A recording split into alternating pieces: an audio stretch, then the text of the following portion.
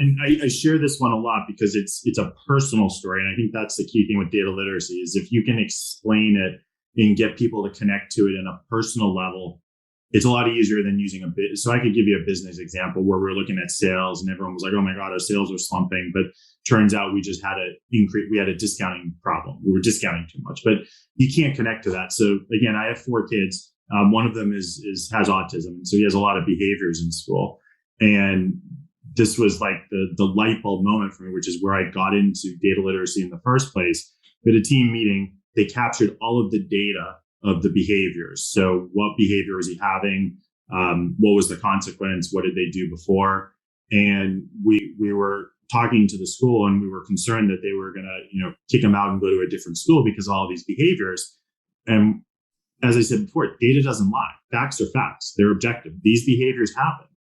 But I took a step back and I'm like, all right, I want to see more data. So it's challenging what's there. I want to see the timestamps because my hypothesis was, well, if it's unstructured time, like right after lunch or it's Monday, right after a weekend, those are the times that he tends to act up. And then we can focus on those unstructured times. So we get the timestamps. And sure enough, it's not related to it's not right after recess or lunch. It's not right after. But I'm looking at all of the data. And one of the data points was, what's the consequence? And the consequence was more often than not, he would go to the principal's office. So instantly I get this smile and everyone's like, this is serious stuff. Why are you smiling? Like your son might be kicked out. And they said, you have an assumption here where your data is right, but it's your interpretation is wrong. And what are you talking about? And said, your assumption is that kids don't like going to the principal's office. And they're like, no one likes going to the principal's office. I said, I know my son, he loves adult stimulation. So I went home, tested the hypothesis, asked him, he was like, Dad, it was great.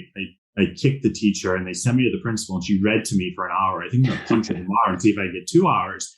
And it was that light bulb moment and that shock and awe when I showed them and their faces were like, that the data is the data. It doesn't lie. It's objective.